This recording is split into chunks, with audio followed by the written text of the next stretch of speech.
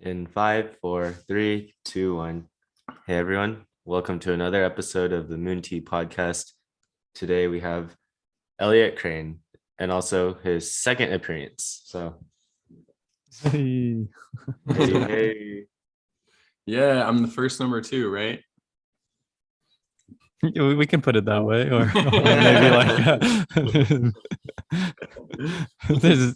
maybe we'll let you think that. Yeah. Okay, thanks. That's all I want is validation. You could be the first number 4 if you want. Perfect. Yeah, I'm super pumped to be back here. I loved hanging out with you guys last time. That was so much fun. Love the depth and the focus of the conversation. And yeah. So when John asked me to come back, I was like, hell yeah. Especially because community is a theme of the podcast. And I just have so many thoughts on community and questions for you guys to help me answer. So I want to start off with a really important question relating to remote work and community.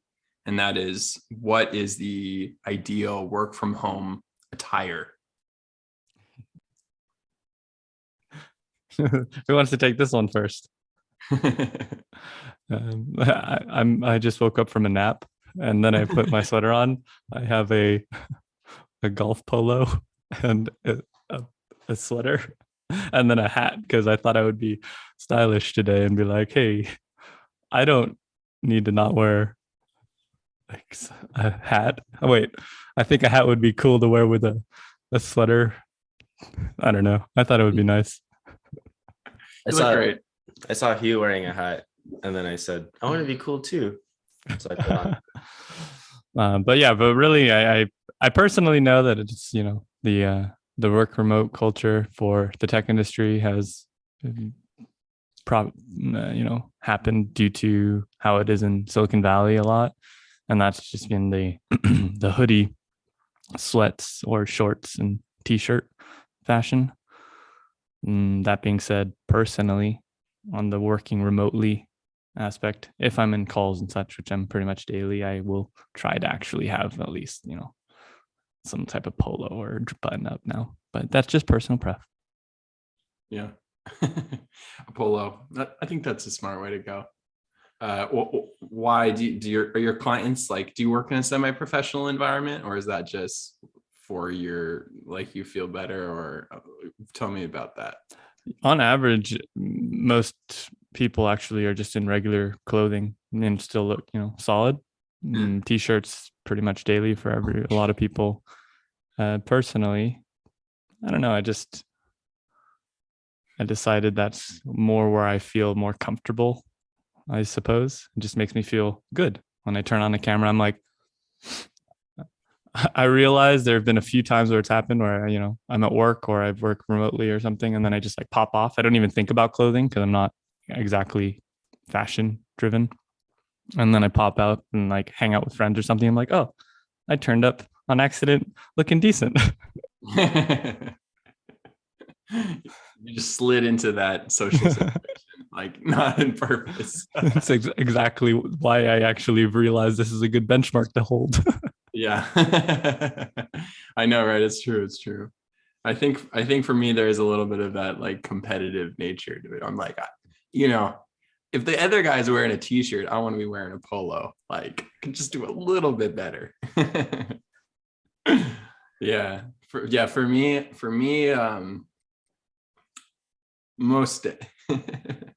most days I am like just kind of a t-shirt person, but I've been in this remote work community for like a month that I've been living with.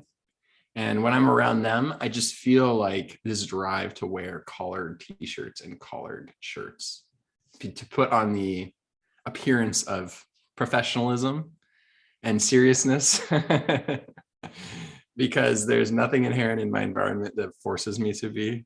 So like by putting on a semi-serious t-shirt, I feel more focused on my work. So it was a requirement to work remotely to be in that house. It's a good question. I don't actually know. I mean, there's a where I'm living now, there's a student as well. So yeah, and they don't do any checks or anything like that, but I think it's just like a certain kind of vibe that filters out as well. Like if you wanted to just party, then you would not move into a place like this because everyone is like busy during the day and doesn't stay out late and like party like crazy and stuff like that. So yeah. Yeah. What about John? Yeah. Oh yeah. Yeah. What about you? What about me? Yeah. What was the question? What's your virtual attire? Yeah. What's the virtual attire? I mean, I'm in the office like 3 days a week these days, Yeah.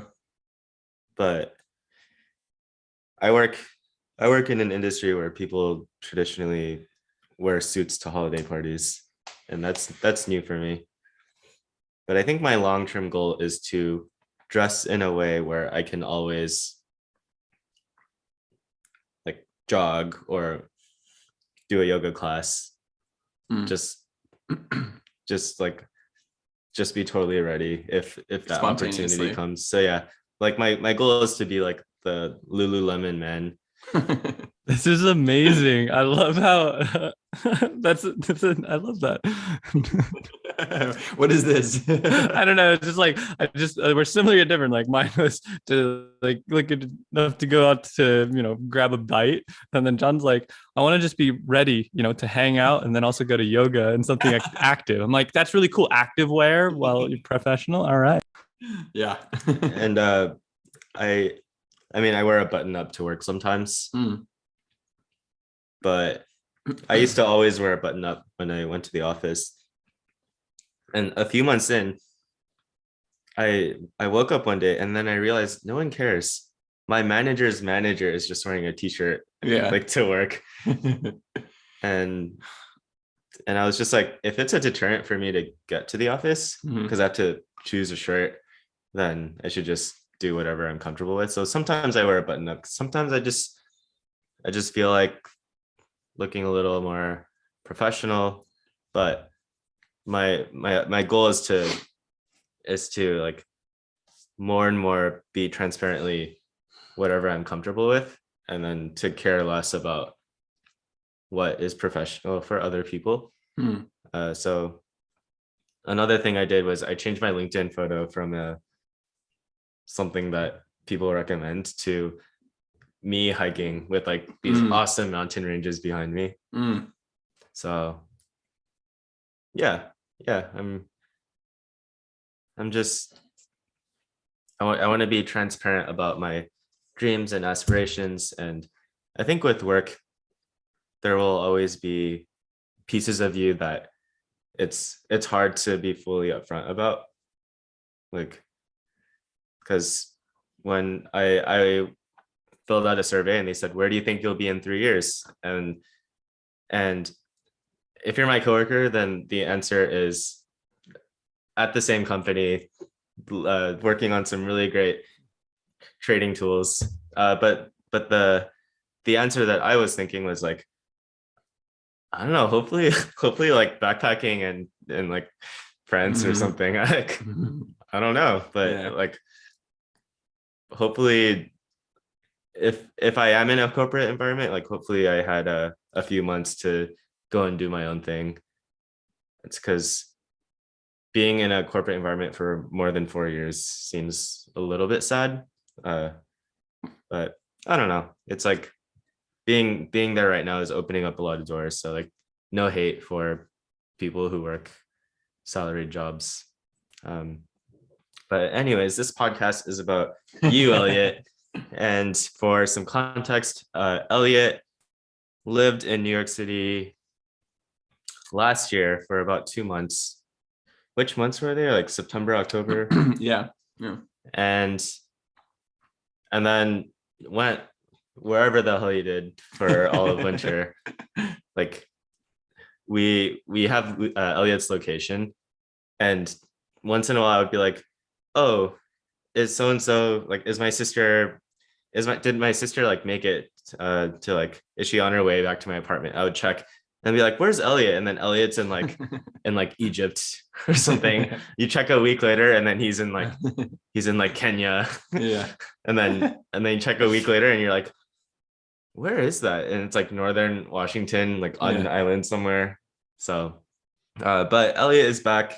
It's been about a month, and good to have you back in the city. It seems like you want to make an effort to be out here longer. And yeah, we went on a 50, or I went on a 48-mile bike ride. Elliot went on a 50-mile bike ride. Thanks for the details. Yeah.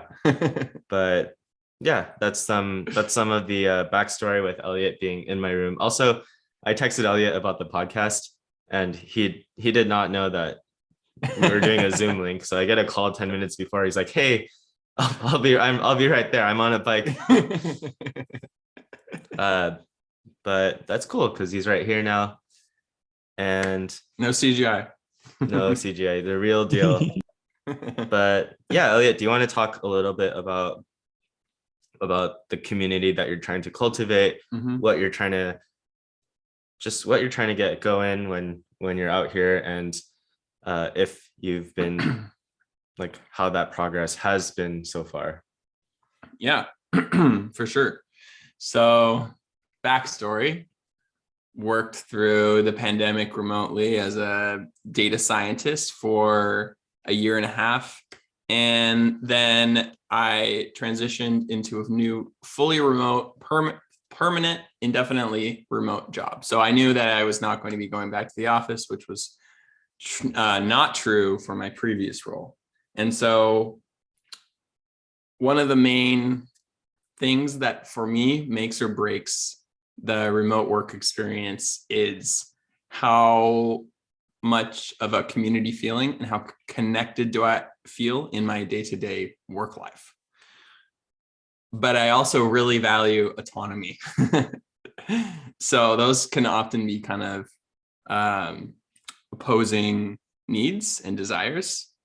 And I first ranked autonomy, which is basically in the remote work context, me being able to not have a bunch of supervision from my boss and manager and coworkers and everything like that, kind of just work how I want to, when I want to.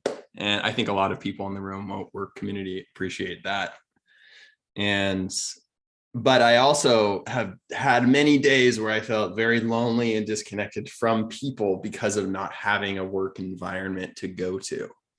So through the pandemic, there's been a lot of these companies popping up that help solve. Their intention is basically to help solve that problem, which is to create living establishments for people who are remote workers. And so it's kind of an interesting idea. Like you bring all these remote workers together in one living situation, and they're kind of like coworkers, but they don't actually work together. And they also live together. And so they're also friends. And so I was really excited about this. And I knew I wanted to come back to New York after being here in the fall, but wanted to find a community that was more aligned with my lifestyle and like who I was and what I wanted. So I found this group, which is called OutSite. And shout out OutSite, free marketing to our 1 million followers. Let's go. And I've been living there for 3.5 weeks now. And overall, it's been, I was nervous going into it, but it's been a really great experience so far. And I really get along really well with the people I'm living with. And that's been so far the highlight of my experience in New York so far. So, and yeah, it's just been great. And so within that, we've all been working, all of us in the OutSite that I'm living with, which has 5 other people in it right now. We'll have 8 next week, to foster this sense of community. by doing activities together, by catching up over lunch, by just having little chit chats during the day. But yeah, everyone's seems to be on the same page, and we're doing fun things like we had a pasta making night on Monday, pasta dinner that Jon got to be a part of as well. And we all sat around a table and ate together and made those friendships a little bit deeper and had fun and joked around, and yeah, it was great. So yeah, that's been my experience so far, and I want to keep doing the co-living, especially with other remote workers, because yeah, it's just been a super rewarding experience. Fun fact, after the dinner, Elliot texted me and Leisha, and then he says, Vikram really liked you guys. And then Leisha and I were like, what about everyone else? Like, why is this one? And then also we're like, oh, we're glad we have Vikram's approval. Well, Vikram solicited it. I didn't ask everyone else's opinion about you guys.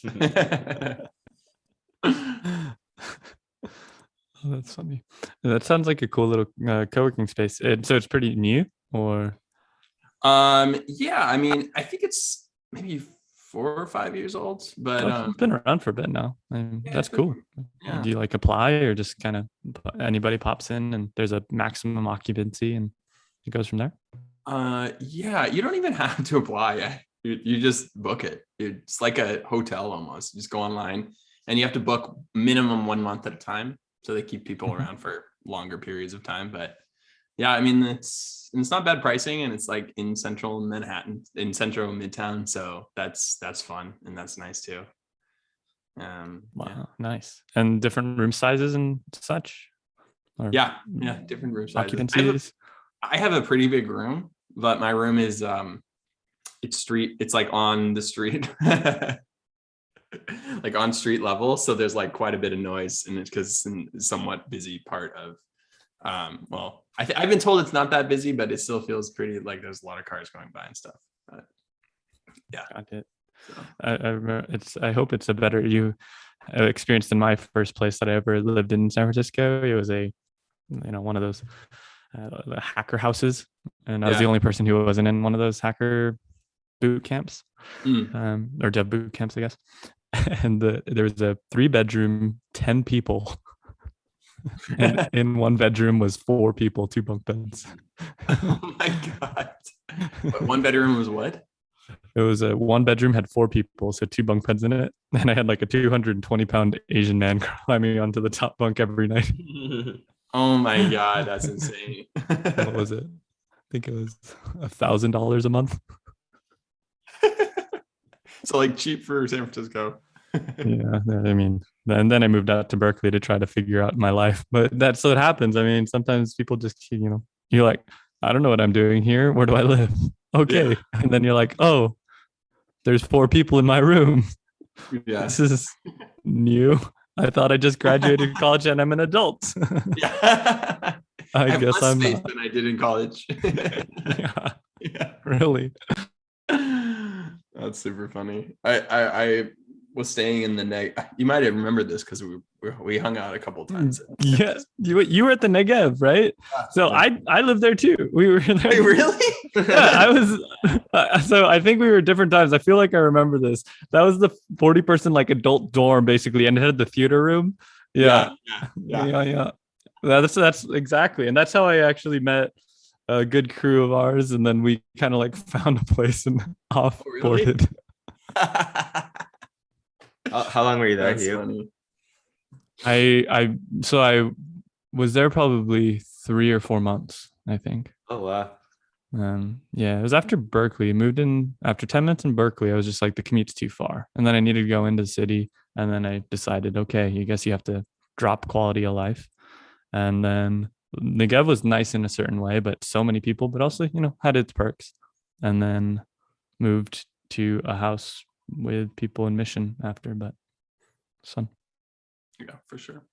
I did like the negative. Was it 40 people? I thought it was like 75 people. Probably, maybe I'm understanding it, but there was a lot. That's all I remember. And there were experience, I feel like community housing, when it scales, needs to be scaled in a certain way, or else you get too many different characters.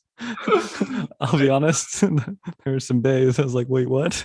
Like, who is this? Like, why is this person? Why am I living with this person? Like, what are you doing you're doing NOS canisters in the living room? Yes. Oh no, or whippets or whatever. Oh, this is true. I lived with some guy who was like had a felony's worth of like every single drug. I was like, this is insane. So we're selling community housing very well right now. We totally are. Yeah, I mean, if you're into that. I mean, Elliot, aren't you planning to move to a house with 27 people? I am. Yes, in Brooklyn. That's Right my top choice right now. So we'll see. That's amazing. Wow. I haven't thought about this in so long. Yeah. Tell me what's causing that decision. That's awesome. I hope. Well, I just love the co-living. I like being around a lot of people, because it gives that sense of kind of social freedom and social, what's it called when you feel like you have a lot of something. I can't remember the word.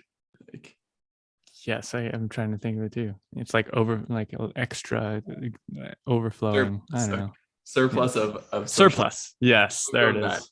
Economics. I studied economics, also a surplus.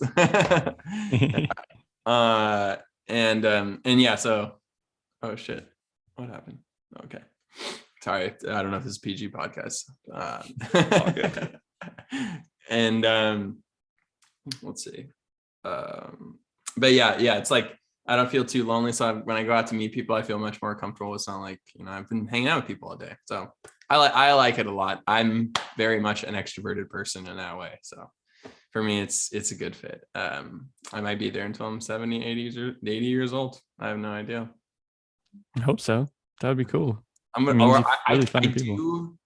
do have this one image of myself as being like the caretaker when I'm like 70 or 80, who just is like the cool caretaker who just kind of hangs out there and bonds with people and hangs out in the living room. And everyone's like, wow, they're so cool. And I'm just, yeah, that'd be my life. Wow. Interesting. Huh. So you're interested in living in those community houses for the foreseeable future? Yes. All around the wherever you're allowed to work. Yeah, I do. I really do. For sure. That's cool. Yeah. Fun fact, the only thing keeping Elliot in the US is that he works for a healthcare company. So it would be a HIPAA violation to not be in the US. Yes, this is true. Not a HIPAA violation, but we tell our clients that we don't do that. We don't access their data from abroad. So yeah. Well, we'd be in Mexico right now. Love that. There's a movie called, I'm trying to find it really quick, called The Untouchables. It's a really good film about a caregiver, about a Parisian aristocrat, quadriplegic. Yeah. That's a good movie. It's French. That was a really good movie. Yeah, it's French. Super good, actually. Yeah.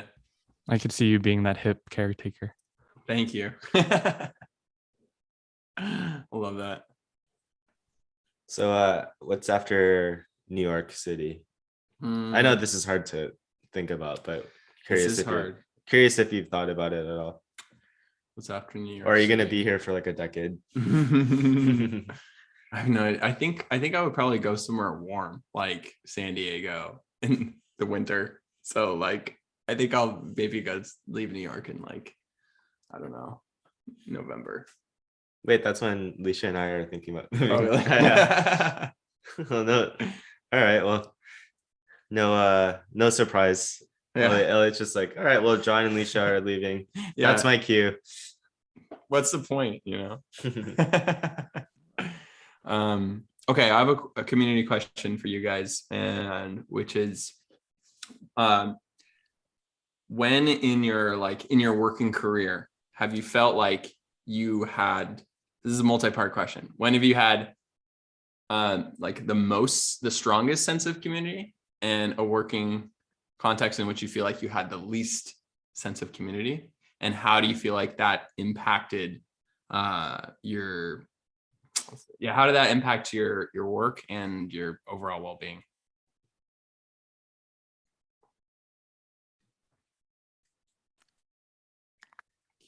So community at the workplace, you're saying, like the culture of it, or like community culture, or just... I guess well, yeah, I'd be interested in how you define community. But like for me, it's kind of the sense of like feeling comfortable with the people around you, sense of like being valued, not just as an employee, but like as a human being.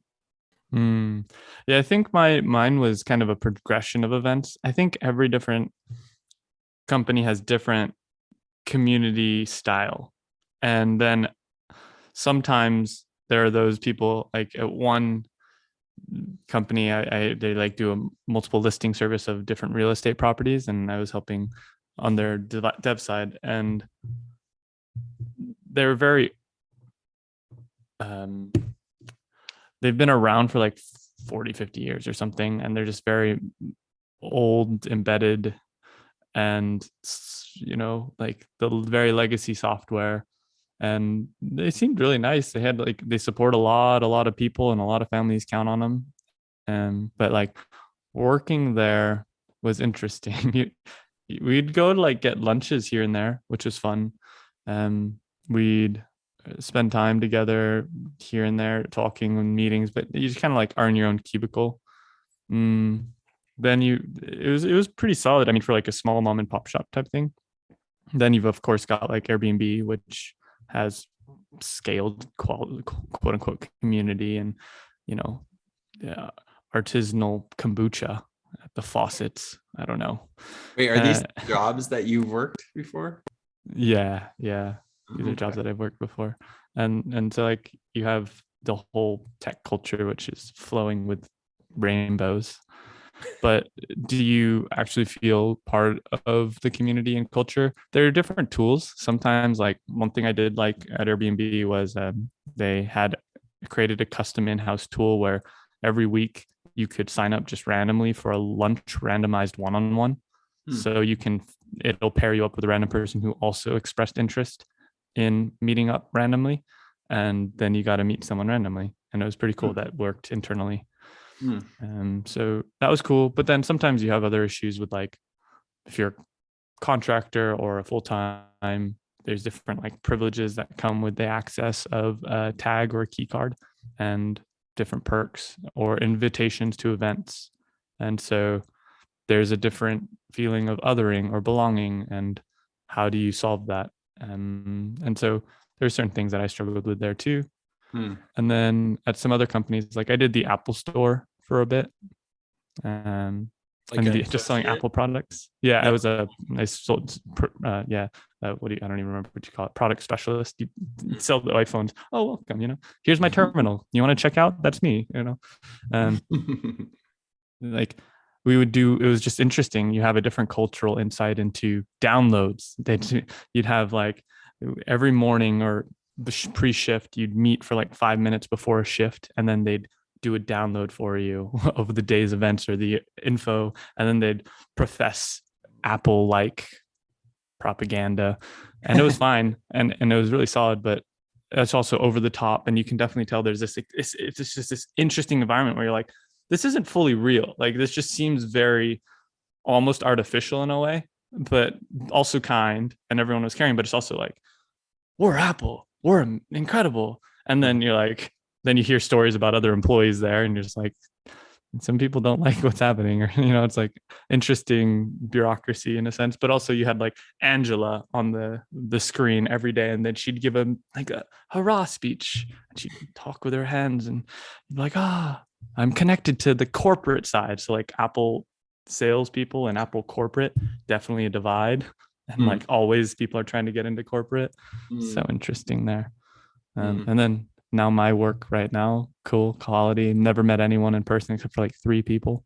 And yeah, I mean, how do you craft culture and community on Zoom calls and have teams that are small and just like how do you organically do coffee or water cooler chats, or to create bonds that way, or tap a friend on the shoulder and goof around or ask a question? I don't know how you organically do that. I'm still figuring it out, but that one's a really hard one too, but enjoying it so far. I think we've got something good going. Cool. Long answer, I guess. No, thank you. That was very interesting. I did not know you worked at Apple Store and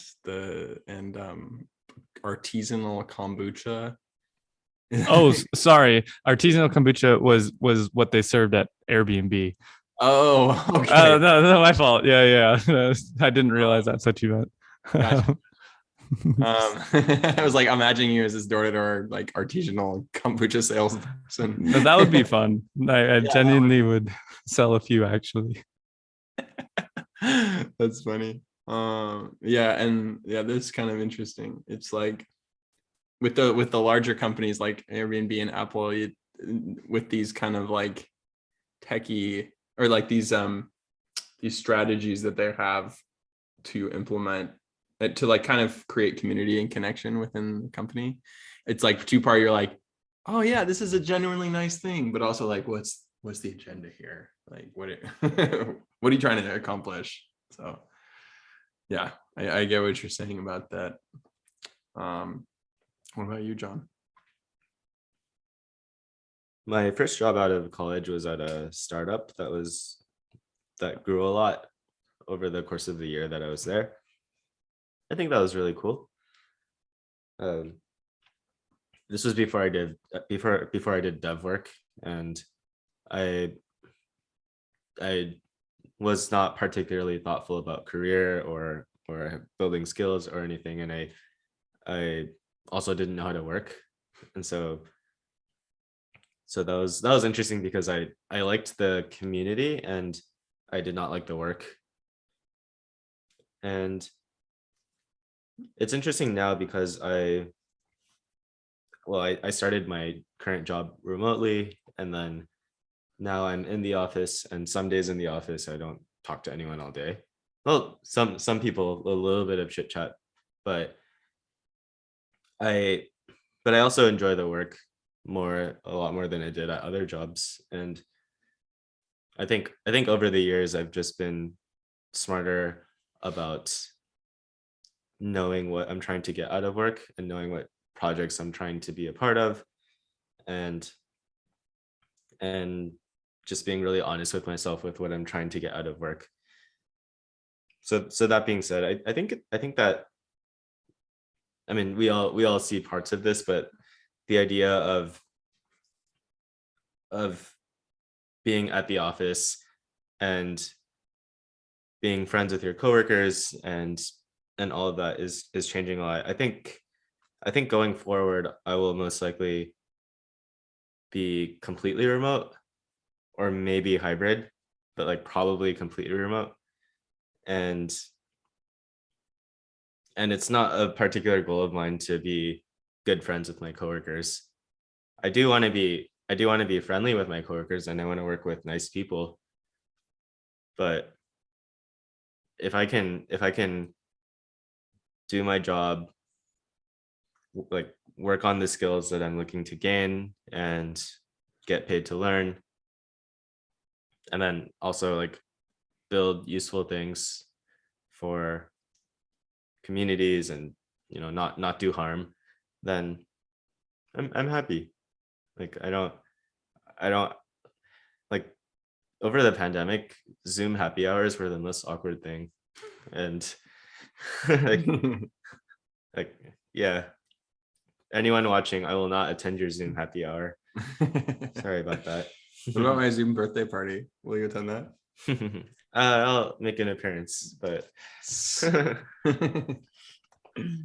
yeah. How about you, Elliot?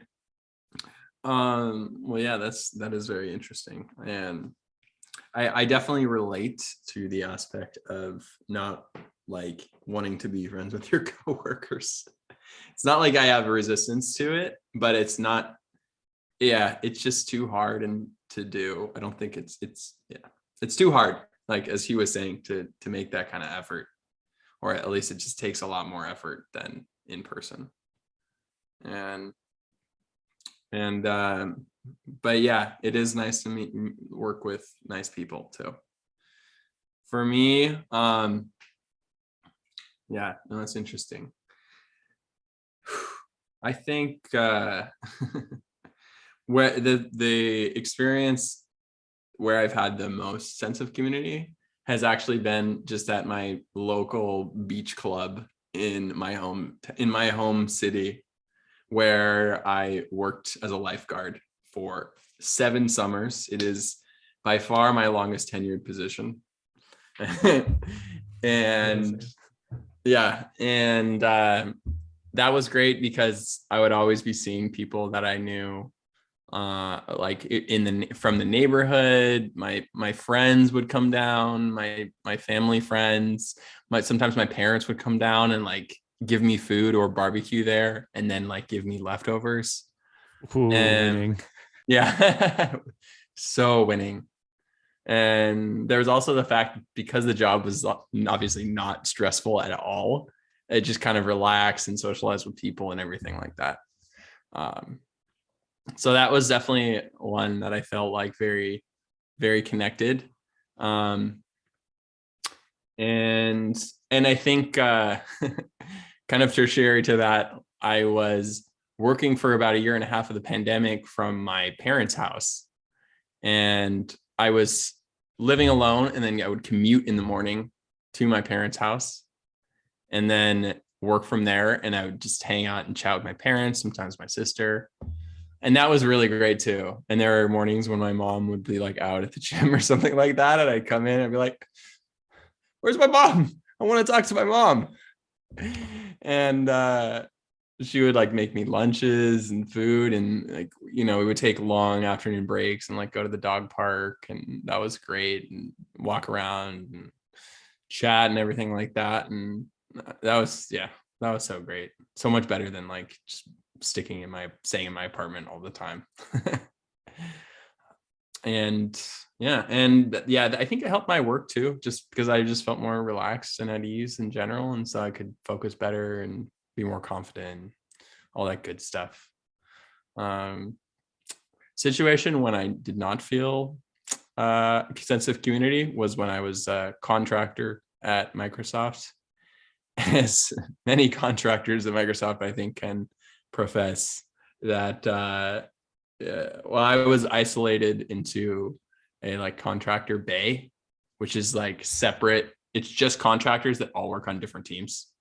And like my actual team was like of the full-time employees that I worked with were in like a completely separate area.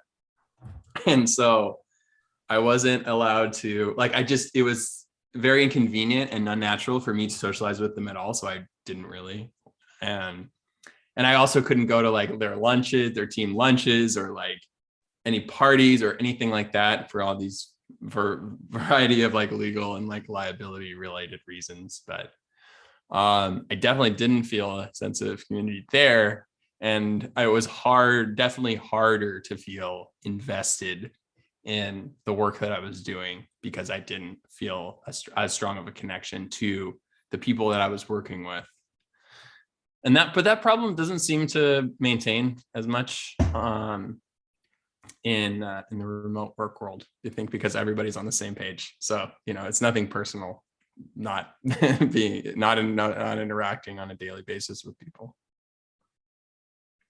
It is interesting. It kind of like solves that issue for the othering feeling in the in-person workplaces for the contractor full-time dilemma. That's pretty much everywhere, I feel. No. Oh man. Especially like I remember hearing some stories about, I worked in like a digital asset management system at Airbnb for a bit, and one of the ladies was from Apple, and I remember them talking to me about culture there at Apple. I don't know if I'm exactly right here, but this is from their experience. Like one good thing was hold on one second. Speaker microphone, bless you. But one thing was like you'd tap on a door and you hold it open, you let people go through, right?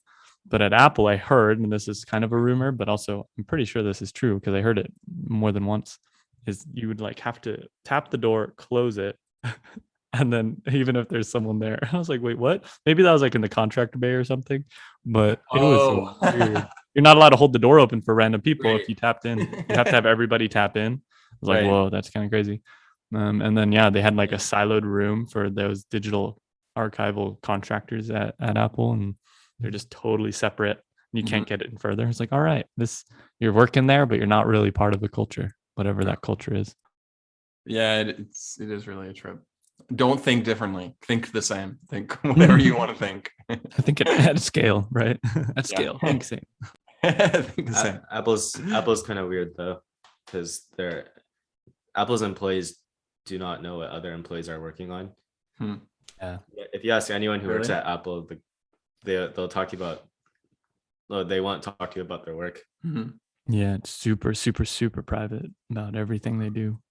It's Wow. crazy. I'm just confused how they enforce it. Yeah, I don't know. Yeah. They're really upset when people leak things, so they track that down hardcore. Really? Yeah, Macrumors.com. It's their enemy. yeah. People lose their Right. jobs. Like Wow. the person who left an iPhone at a bar Mm-hmm. that was supposed to be released a few months later. Oh yeah, I remember that. Just little things like that. Yeah. It's like a careless mistake that it's not ill intentioned, but I guess that was a big deal. And I was talking about this yesterday because Tesla and Apple are both like product and design led companies. But Tesla takes the total opposite approach, which is they're just like, here's our Cybertruck. Like we'll make it in like 2 years, maybe 3 years. And then also there's all these drones going around their factories. People are asking Elon questions like on Twitter, and he responds sometimes. Yeah. So It's like super open. Yeah, interesting to see different approaches. Oh, and then they'll demo all of these solar and battery products, but then not actually invest in them. And so it actually ends up boosting a lot of other stationary storage and solar companies because Tesla doesn't have the capacity. So it's like other companies will be like, oh, okay, well, we're getting more business. All right. It's just weird. But whatever. It works out for Apple, it works out for Tesla. Yeah. That is very interesting. Yeah, community at scale. Great question, Elliot. I mean, it's like entities that aren't people but are built by people, right? Wow, how do you scale that to be such a big size? Yeah. Follow-up question. Do you think the internet is a good thing for building community? My initial reaction to that is technology is neither good nor bad. It is how we use it. And though with that, right, the internet being how do you scale communities? I think it's done a lot, but also done a lot of positives, but a lot of negatives. And like Facebook, for example, I do have a lot of issues with in a lot of ways. But it also is extremely fantastic for a lot of people for Facebook groups and different ways in which they chat and meet and socialize too, especially during a pandemic. So it's like, I have so many feelings about Facebook in my own way, but it's like, all right, it works for others though. Yeah. I think what I read is like that in general, like the psychological research that they've done for social media usage is that it's neutral or harmful if it's just people going on the internet to go on the internet, like that's the end. But if they're doing it in a way that's facilitating in-person meetups, then it's generally a net positive for people's lives. They're actually makes them go out and interact with other people in the real world. That's awesome. Also depends on how you measure it and how you value different things. But yeah, in general, the more time you spend on social media, there's a direct correlation with levels of anxiety and depression. So it's like a very clear relation. I mean, there's never causation, but there's a very clear relationship between more time spent on social media and levels of anxiety, depression. So I think for like a preteen girl, it's probably like the worst.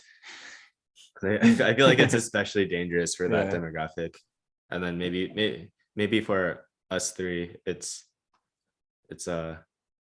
we're a little bit less dumb, and so maybe we can handle it. But yeah, it depends on the individual. Like I don't use Instagram or Facebook, and I think those ones are like the easy ones, like as we all defaulted to. But I also think there's community in the internet via video games and stuff like that. And is that all in that negative and or neutral? I wonder, because a lot of people play like League of Legends or Dota or Minecraft, whatever, and those are very community based. Or there's like a new one for young kids. I have some little bro kids friends that I try to hang out with here and there, and they play a game called like Roblox, and they have a lot of community. I'm like, whoa, this stuff is pretty intense. And is it good or bad? I wonder, or neutral? What's intense exactly? It's just the amount of time and the addictive quality to these types of games, the amount of stickiness, maybe. Is it addictive? I don't know. But the amount of time a lot of these kids spend is a lot. But this is I thought Roblox was like a thing. You're like a toy. No, that's something else. Oh. Roblox is it's a video game Okay. platform, but there's also a developer ecosystem, and so kids can make like skins and they can make, I think you can make games on it. Yeah, totally. Mini games and stuff. It's like a big player in the in that whole metaverse world. And yeah, a lot of kids are playing on Roblox. Yeah. Millions. There's like a 16-year-old who created and has been creating a development shop for Roblox custom made games or something, and makes over like a few $100,000 a year now. Wow. That's Yeah. crazy. And the demographic is like teenage boys, basically. I think it's like younger, to be honest. Yeah. That's crazy. I think the question of is the internet not good or not bad for community I don't think it matters that much, because it's happening anyways. And it's just a tool to enable whatever community you want. And so it's just like, if you have bad intentions, then the internet lets you do bad things a lot easier. And if you're just a regular person who wants to meet other people, like it's like we watched Batman last night. Do you remember? Oh wait, you weren't there. Sorry. Okay. Yeah. I'm not gonna spoil Batman, but this. If you watch Batman, this is related to what John said. Sorry, go on.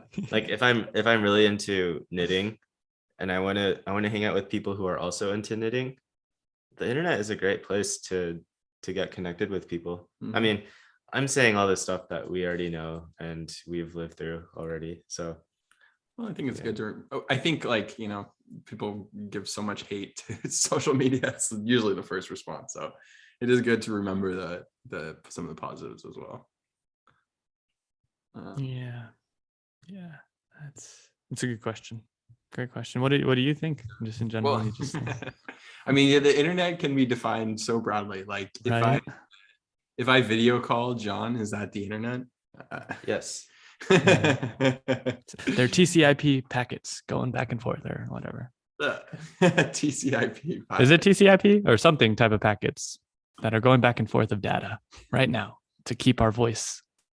Yeah, exactly. Yeah, you're right. This is the internet. So yes.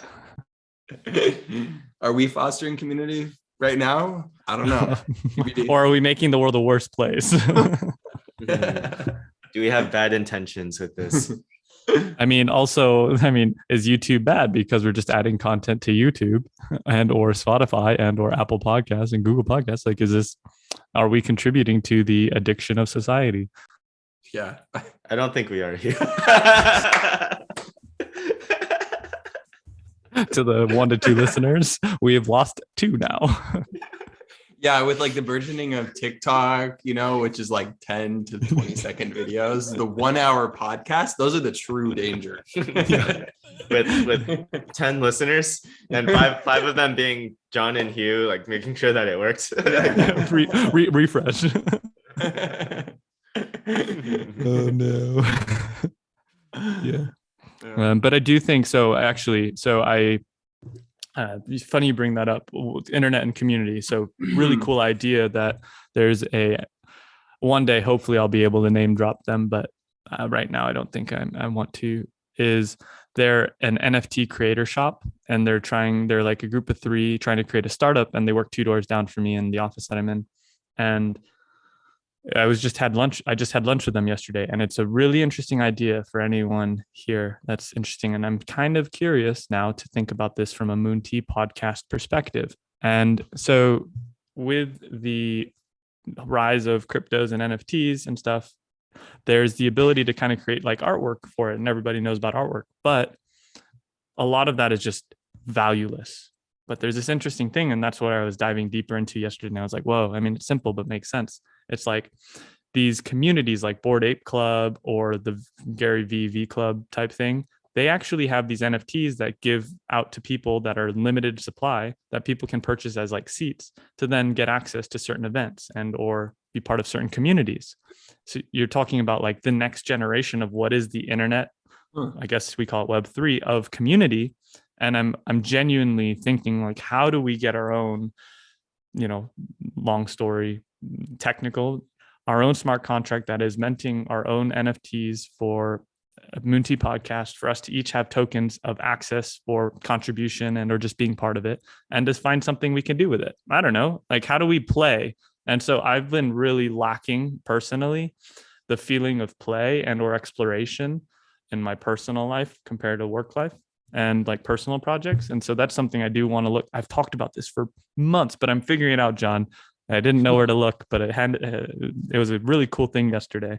And so like, what is the internet? Good or bad for community? I think it's how we take it, how we use it, but also there's some really cool new cutting edge developments for how the artistic community and the creator community have been and are utilizing this, and how can we possibly hop on the train that might be fun for us 3 and others. Stay tuned. That's very cool. So you can make like some kind of an exclusive membership that's based on an NFT technology. Yeah, because it's basically crypto underlying, and each crypto asset is just a unique address. So it's your own private key. So your own private like lock. And so everybody can get their own private key to a community, virtual community, right? And then that can cause us to, I don't really exactly know, but I guess that's where what everybody literally is trying to figure out and play with. But yeah, it's like scaling community. Your hacker house, or whatever, your community house might even have their own crypto thing of NFTs, or who knows, man. This is interesting. Are they like, do they stay around? Like if you give someone an NFT membership to your community, like do they get that forever essentially? Yeah, it's really cool. So basically imagine we all have our own wallets, right? Like I've got a wallet here and it's a digital wallet. And if I come in and I'm like, hey, and I'm Elliot, here you go, here's your key, you now own it in your wallet. Yeah. And forevermore until you transfer it to someone else, and or like that blockchain totally crashes and the world blows up and all the database servers go down and we lose all that data, which will not probably happen. Those are the only ways that you will ever lose that key. Yeah. Interesting. That's very cool. But that would help solve some interesting issues. That's why people are excited about it. I tried to be excited about it, and then there's too much out there. So if anyone can TLDR it and the things we should care about, please come on the podcast and let us know.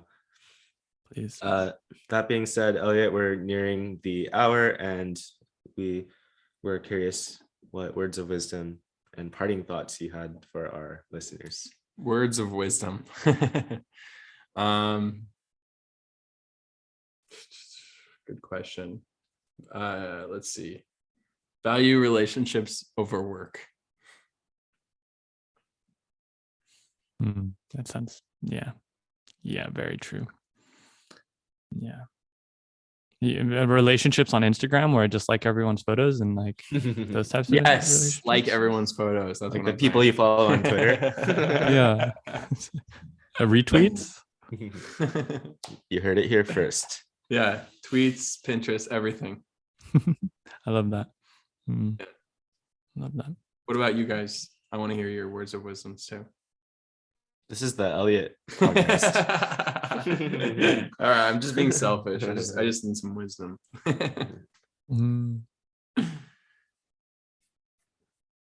What would it be?